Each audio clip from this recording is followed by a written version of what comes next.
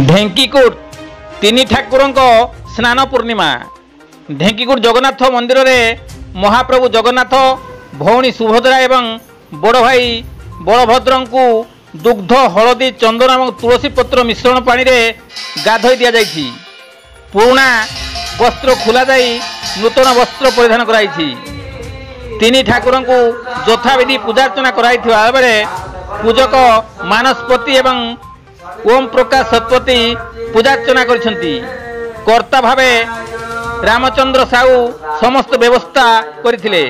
अनुष्ठान राकेश आशीष पंचानन सुशांत नव राधाकांत दुष्मंत एवं अन्य माने सहयोग करथिले।